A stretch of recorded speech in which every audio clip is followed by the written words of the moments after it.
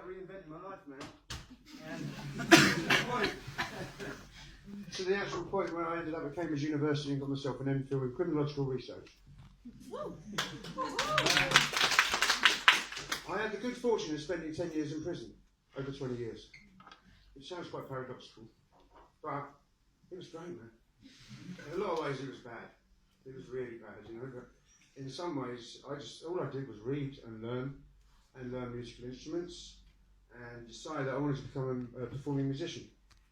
And I wanted to learn piano and guitar, saxophone, and I wanted to read everything there was out there to read. And that's what I did. I taught myself to the point where I was able to write a decent piece of work to get accepted by Cambridge University. But let's go back a bit. I grew up in Clapham in southwest London, pre-gentrification. Yeah, man, it's a nice place, huh? Yeah, nah.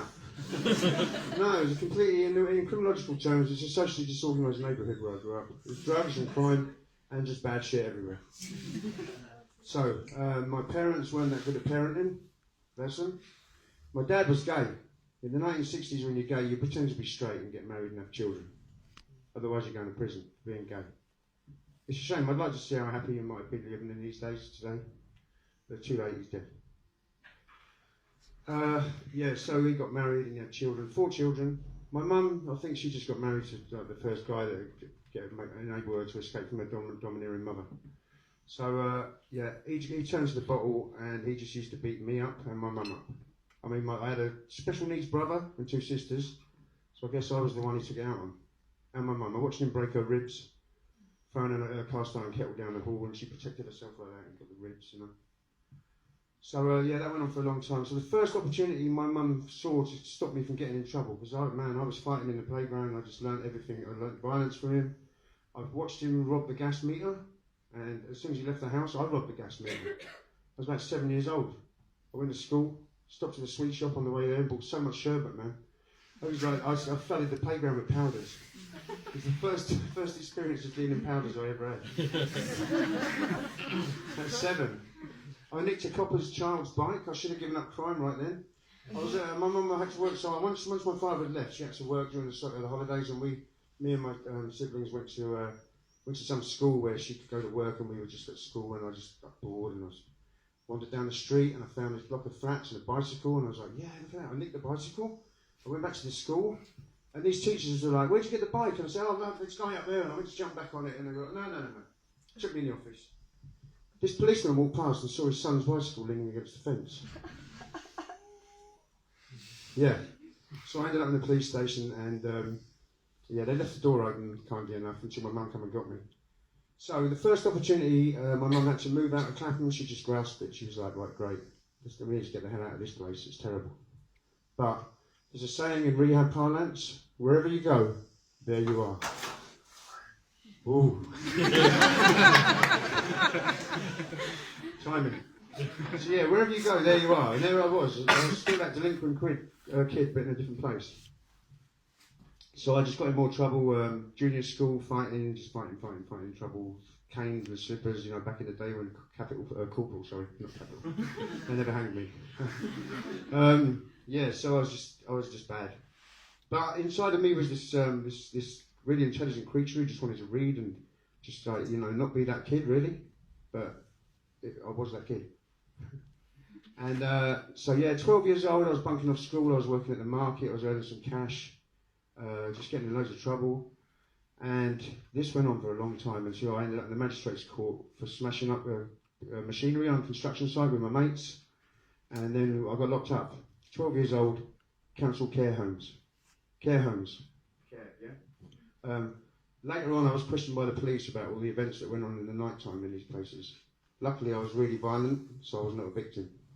Because, this night watchman knew that if he'd tried it on with me, I'd have just gone crazy or something.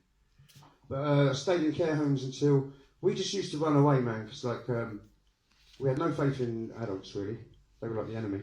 So, 12, 13, 14 years old, we just used to run away, and we didn't want drugs or alcohol then. We wanted sweets and cakes and, just food. So we used to break into cash machines, fruit machines, cigarette machines, anything.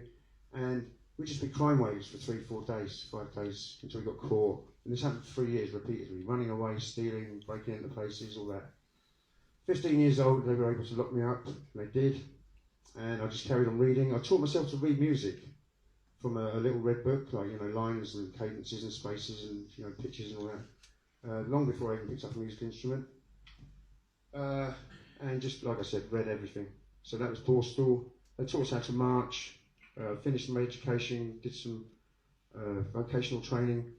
But, it was all a waste of resources and funding, really, because I was actually researching drugs at the time. The books I was reading featured drugs, and then I was looking in encyclopedias about what cocaine was and LSD and mushrooms. So, by 18 years old, I achieved my dream. And within a year, I went from smoking cannabis to injecting heroin. Mushrooms, LSD, barbiturates, cocaine, everything in between. Yeah. So the next thing that happened, I went to Borstal twice, just like boot camp. Most of the prison officers were ex-army, so they taught you how to march and stuff. And then 19 years old, I was in prison. And slowly, around about 21, 22 years old, I discovered the festival scene. I started smoking like weed and doing less heroin, injecting less heroin and doing more hallucinogenics, really. And that kind of turned me into a hippie and more peace-loving, and I stopped being violent. I'm not condoning that sort of thing, but that's what happened, man. I just turned into a hippie and I just thought, man, I don't want to hurt no one.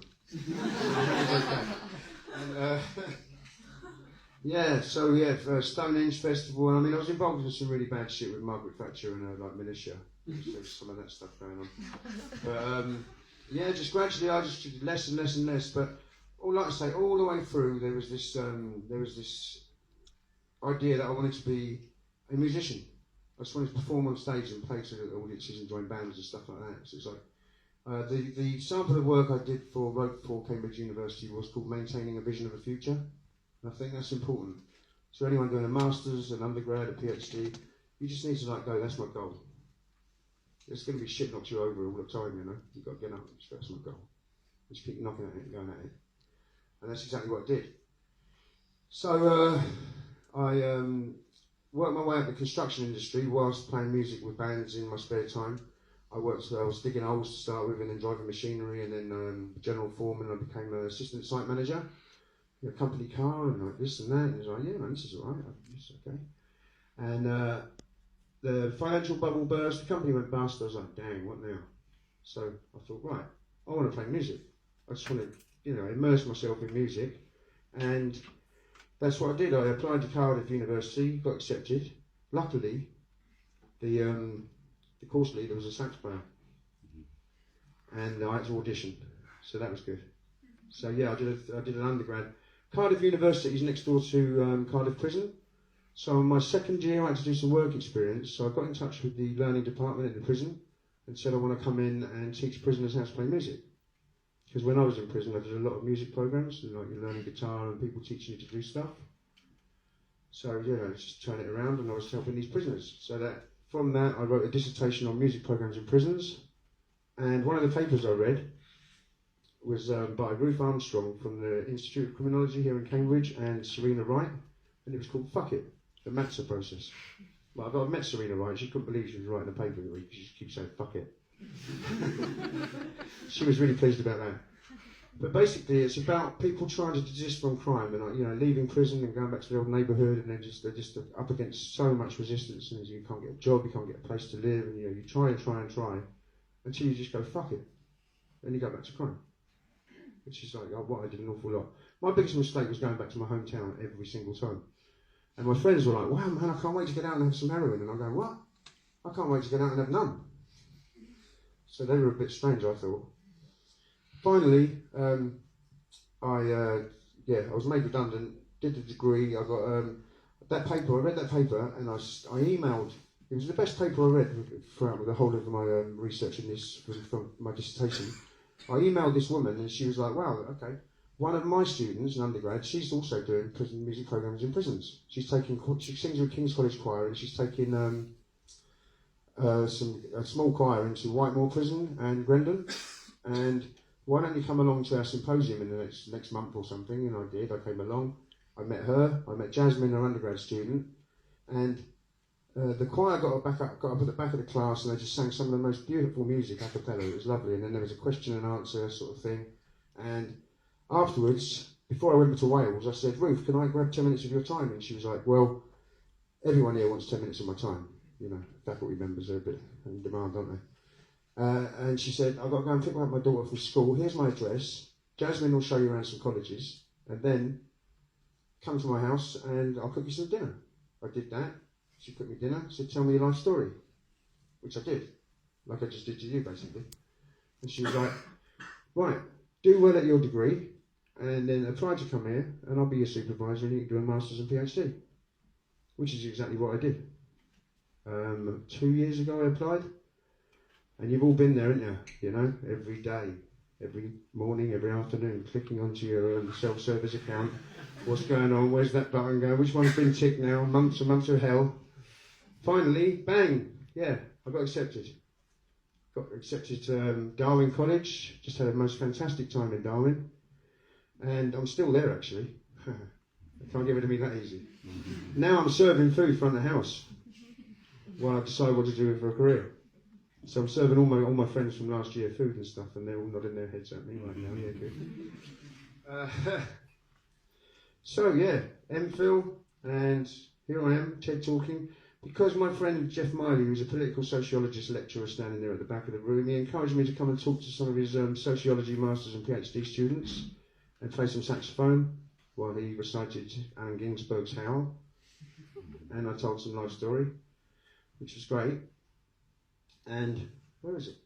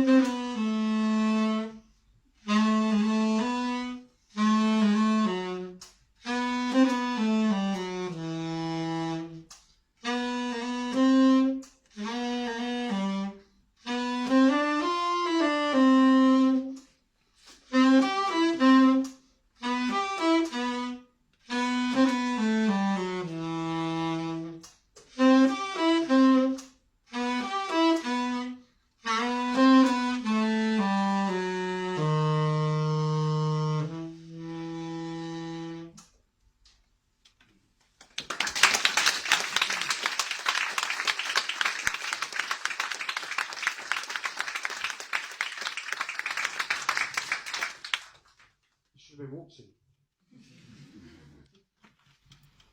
So yeah, I'm going to talk briefly about ACEs, adverse childhood experiences, which is, you know, in the world of psychology and criminology is quite important, quite famous.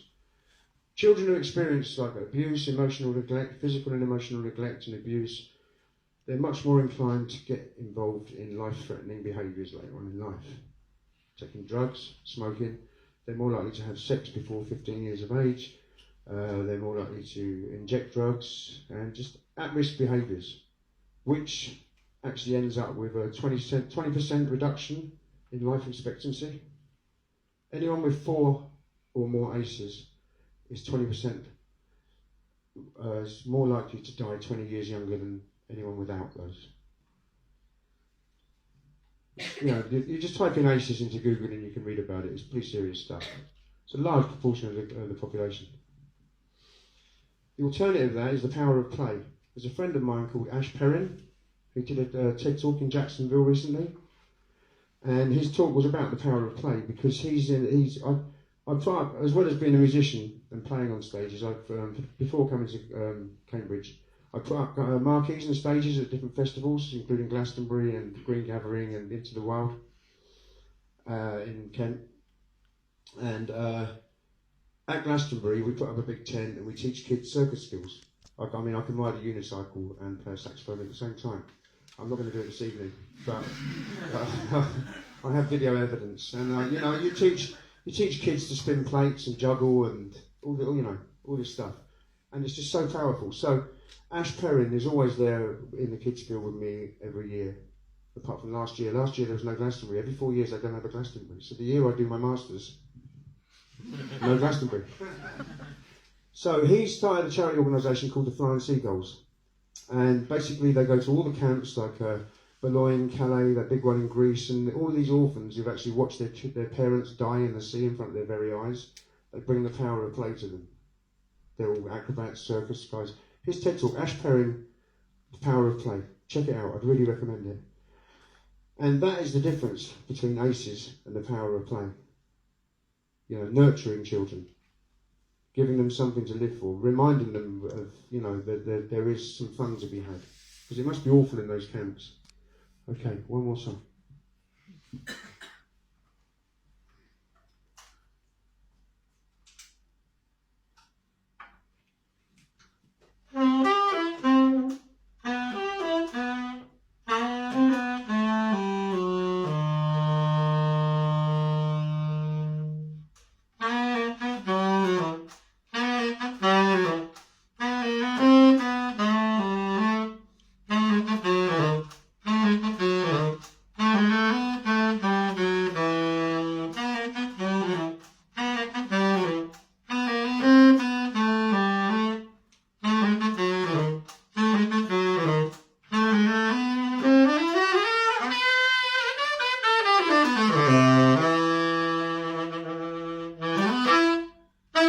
Thank you.